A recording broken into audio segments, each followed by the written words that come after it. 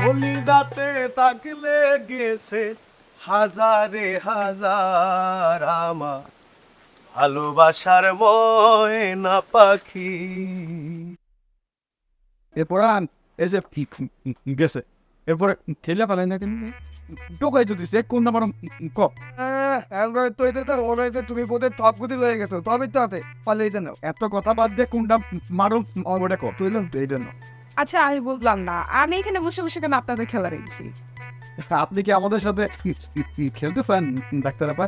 অবশ্যই আপনাদের খেলা দেখে তখন আমার নিজেরই খেলতে ইচ্ছে করছে। তাহলে দেরি কোনো দরকার নাই, আপনি আমার দুটো ট্যালেন্ট আমার সাথে পারে এমন কোন লোক এখানে আছে?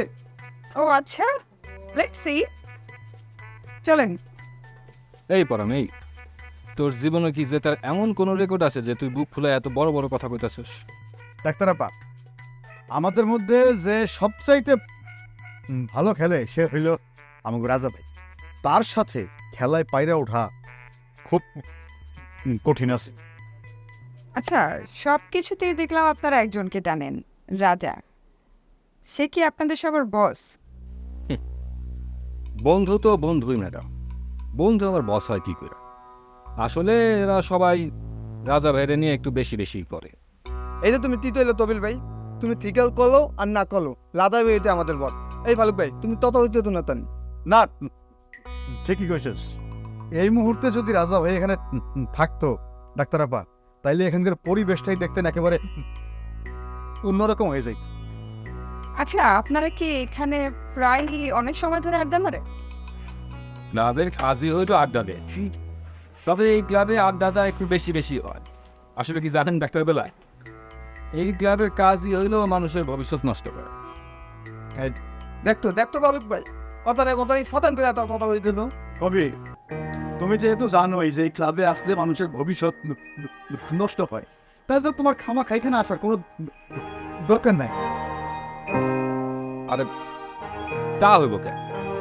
আমি একজন সাহিত্যিক মানুষ, নাটক লেখি, কবিতা লেখি। ওই নাটক কবিতা লেখায় ব্যাঘাত হয় বলেই তো আমি এখানে একটু কম আসি। আপনি নাটক কবিতা লেখেন? জি হ্যাঁ ডাক্তার বেলা, বর্তমানে আমার লেখা একটা নাটক ওই আমাদের দেশের জনপ্রিয় পত্রিকা মুক্তির লড়াইয়ে ধারাবাহিকভাবে ছাপা হইতেছে। আমি দেখি, কংগ্রেচুলেশনস। Thank you. আচ্ছা, আমি আসলে এখানে এসেছি আপনাদের সাথে একটা আলাপ করার জন্য। আমার একটা প্রস্তাব ছিল আপনাদের কাছে। জীবন বলতাম কি বলতাম তুমি?